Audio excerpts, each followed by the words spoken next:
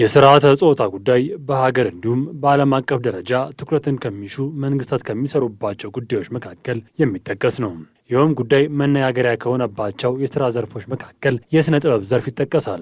በዘርፉ የሚንቀሳቀሱ ሴቶች ጾታዊ ጥቃትን ጨምሮ በርካታ ችግሮች እያጋጠሟቸው እንደሆነ የሚያብራሩት የአዲስ አበባ ዩኒቨርሲቲ የሶሺዮሎጂ መምህርና በጉዳዩ ዙሪያ የተዘጋጀውን ቢሃይንድ ዘ ሲን የሚል ስያሜ የተሰጠው ጥናት መሪ ፕሮፌሰር ጌትነት ታደለ አሁንም በርካታ ስራዎች እንደሚቀሩ በጥናቱ መመላከቱን ገልጸዋል። ዋና ትልልቅ ስራዎች ላይ ብዙ እንደሌሉበት ፕሮዲውሰር ዳይሬክተር ደረጃ ላይ ያን ያህል የሉም፣ ወይም ደግሞ ትልቅ ኢንቨስትመንት የሚፈልጉት ላይ እንደ ህትመት ላይ የሉም። የሚገቡት ብዙ ናቸው፣ ግን ወደ ላይ የሚያድጉት በአብዛኛው አይደሉም። ብዙዎቹ አይደሉም።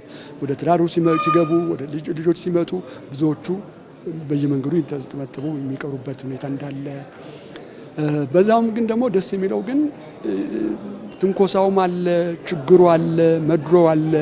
ግን ትራይብ እያደረጉ እንደሆነ ህይወታቸው ስኬታማ እንደሆነ የኢኮኖሚ ነፃነት እንደሰጣቸው ስራውን በራሱ እንደሚወዱት እና ለመቀጠልም ደግሞ ብዙዎቹ ፍላጎት እንዳላቸው በዚህ ችግሮችን ቢኖሩ መቀጠል እንዳለባቸውና ምን ያህል ጥናት እንዳላቸውም የሚያሳይ ነገር ነው። ችግሩን ለመፍታት በርካታ ስራዎች ቢሰሩም ችግሩን ከመሰረቱ የመቅረፍ የፖሊሲ ለውጥ ወይም ማሻሻያ እንደሚያስፈልግ በጥናቱ ተመላክተዋል። በጥናቱ የተሳተፉ ወገኖችም ጥናቱ ያስቀመጣቸውን ምክረ ሀሳቦች ጠቁመዋል። በሴት ክሬቲቮች ላይ የሚታየው የጾታ ተጽዕኖ እንዳለ ነው። በፊትም ነበረ፣ ወደፊትም ይኖራል። ነገር ግን በዓለም አቀፍ ደረጃ ስታየው ተጽዕኖ እየቀነሰ ነው የመጣው።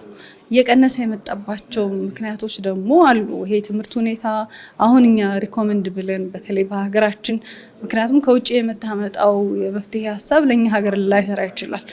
ውጭ ላይ ያሉት የክሬቲቭ ሴክተር ሀሳቦችና ላይክ እንትናቸው ልየታችን ራሱ ወደ ኢትዮጵያ ስናመጣው የተለየ ሆኖ አግኝተነዋል። ስለዚህ መፍትሄ ከራሳችን ነው መሆን ያለበት። ይሄ ጥናት በሁሉም አካባቢ ተመሳሳይ ነገር ነው። ይሄንን ያየ ነው። ከክፍያ አንጻርም እንደው ሴቶች ጥሩ እንደማይከፈላቸውም በዚህ ጥናት አይተናል። ችግሩን ያባባሰው ደግሞ መብቶቻቸውን የሚያስጠብቅ ፖሊሲ አለመኖሩ ነው። ኦፍ ኮርስ አሁን ፖሊሲው እየጸደቀ ነው ያለው በመጽደቁ ሂደት ላይ ስለሆነ ያን ፖሊሲው ሲወጣ የሴቶችን መብት ያስጠብቃል፣ እነዚህ ያልናቸውን ችግሮች ይፈታል ብለን እናስባለን። ሴቶችን በማብቃትና ለማህበረሰቡ ጠቃሚ ስራዎችን እንዲያከናውኑ በማድረግ ረገድ ፖሊሲ አውጪዎች በርካታ ኃላፊነት እንዳለባቸው በሕዝብ ተወካዮች ምክር ቤት የጤና ማህበራዊ ልማትና ባህል ስፖርት ጉዳዮች ቋሚ ኮሚቴ አባሉ ተስፋውን ቦጋለ ገልጸዋል። ሴቶች ጥናቱም እንደሚያሳየው ችሎታ አንሳቸው ሳይሆን ሴቶችን የማብቃት የመጠቀም ችግር ነው የሚስተዋለው በብዙ ጥናቶች የሚታየው።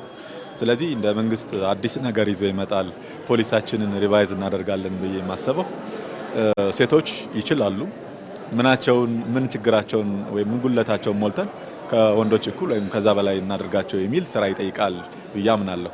ከዚህ አንጻር ለሴቶች ምቹ ሁኔታ የመፍጠር እንደ ወንዶች ሁሉ እኩል የመወሰን አቅማቸው እንዲያሳድጉ በፐርሰንት ጭምር እንዲታይ በፖሊሲ በስትራቴጂ እንዲታይ እድል ይፈጥራል ብዬ አስባለሁ። ለትውልድ የምትተርፍ ሀገርን መስራት የሁሉም ዜጋ ኃላፊነት መሆኑን የገለጹት የባህልና ስፖርት ሚኒስትር ዴኤታው ነብዩ ባዬ ጥናቱ የሚኒስትሮች ምክር ቤት ለሚያዘጋጀው አዲስ ፖሊሲ በርካታ ግብዓቶች ይገኙበታል ሲሉም ተስፋቸውን ገልጸዋል።